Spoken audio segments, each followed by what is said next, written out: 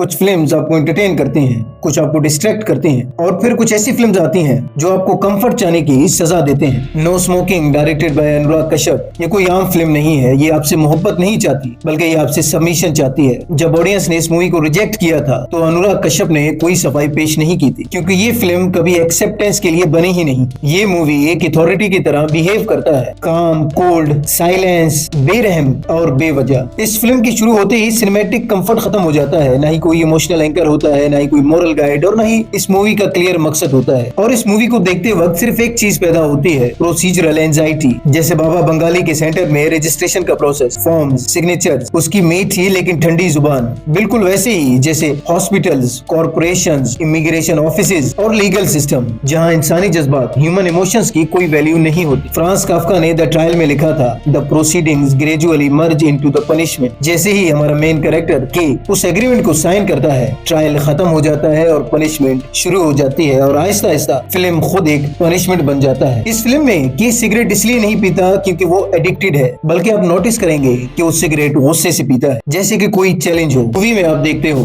कि के को सिगरेट पीने से मना किया गया है, लेकिन फिर भी वो खुल्लम खुल्ला सिगरेट पीना चाहता है। और जब वो खुल्लम खुल्ला नहीं पी सकता तो दुनिया के एक कोने से दूसरे कोने में जाकर सिगरेट पीने की कोशिश करता है। ये रिचुअल डिफायंस है। साइकोलॉजिस्ट एरिक फॉर्म इसे कहते हैं नेगेटिव फ्रीडम, यानी कि जब आजादी का मतलब सिर्फ रेजिस्टेंस ही रह जाए। के सिगरेट इसलिए नहीं पीता क्योंकि उसे पसंद होता है, वो इसलिए पीता है क्योंकि उसे मना किया गया है। बिल्कुल वैसे ही जैसे आर्टिस्ट सेंसरशिप के खिलाफ खड़े हो जाते हैं, राइटर्स बैंस को चैलेंज करते हैं और मर्द इमोशनल डिपेंडेंस से इनकार कर देते हैं। सिगरेट यहाँ पर ईगो का फ्लैग बन जाता है। और इस मूवी में जॉन इब्राहिम का कास्टिंग कोई इत्तेफाक नहीं, वो फिजिकल डोमिनेंस रिप्रेजेंट करता है, इमोशनल साइलेंस, सोशल सक्सेस। आप इस मूवी में नोटिस करेंगे कि वो सेक्सुअल इंटीमेसी करता है लेकिन इमोशनली कनेक्ट नहीं रहता। और यही तो मॉडर्न मस्कुलिनिटी है, यानी don't feel just perform, don't connect just achieve, don't surrender और submit just control. Psychologist Carl Jung ने कहा था, व्हाट यू रेजिस्ट रेजिस्ट। के वीकनेस को रेजिस्ट करता है और सिस्टम उसी वीकनेस को उसके खिलाफ वेपन बनाता है। और पनिशमेंट सिर्फ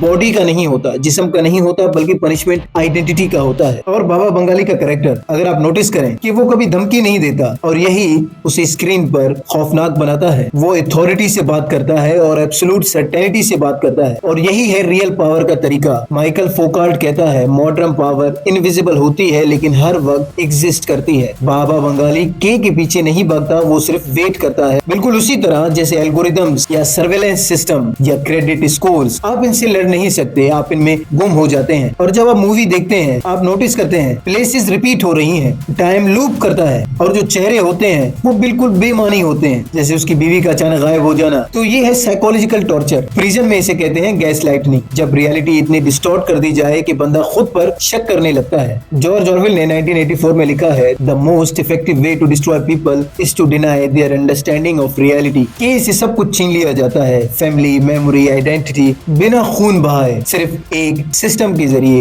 एक स्ट्रक्चरल सिस्टम के जरिए। इतनी डीप मूवी होने की वजह से ये मूवी क्यों सक्सेसफुल नहीं हो पाई? खैर, ये मूवी 2007 में रिलीज हुई थी। 2007 में लोग ऐसी मूवीज चाहते थे जहां क्लोजर हो, हीरोइक एंडिंग हो, डायलॉग्स हो, लेकिन ये नो स्मोकिंग मूवी कुछ भी एक्सप्लेन नहीं करता। बिल्कुल वैसे ही जैसे रियल सिस्टम भी कुछ एक्सप्लेन नहीं करता। चार्ली चैपलिन की मॉडर्न टाइम्स भी पहले रिजेक्ट हुई थी। Taxi driver, fight club, blade runner, जो फिल्म सिस्टम को चैलेंज करती हैं वो हमेशा पहले रिजेक्ट होती हैं। ये फिल्म ये नहीं पूछती कि हमारा मेन कैरेक्टर के जिंदा रहेगा या नहीं, ये पूछती है आप किस चीज को छोड़ने से इनकार करोगे। आपकी आवाज, आपकी प्रिंसिपल्स, आपकी मस्कुलिनिटी, आपका डिसेंट। और फिर सिस्टम क्या करेगा जब आप झुकने से इनकार कर दोगे। ये मूवी एंटरटेनमेंट के लिए नहीं है, ये सिनेमा है इंटरोगेशन के लिए। ये धीमी आवाज में कहती है फ्रीडम तब तक अलाउड होती है जब तक वो सिस्टम को चैलेंज नहीं करता। और अगर इस मूवी को देखकर आपको कुछ समझ नहीं आया हो तो कोई बात नहीं, ये मूवी ये नहीं चाहती कि आप उसको समझें, ये आपको डिस्टर्ब ही करती है, ये आपको परेशान ही करती है और ये आपको परेशान करने के लिए ही बनी है। कंसीडर सब्सक्राइबिंग अगर आप सिनेमा को सिर्फ एंटरटेनमेंट नहीं बल्कि पावर को क्वेश्चन करने का जरिया समझते हो। और अगर आपने नो स्मोकिंग मूवी देखी है तो इसको देखने के बाद आपको क्या महसूस हुआ, कमेंट सेक्शन में जरूर बताएं। मिलते हैं जल्दी किसी और वीडियो में।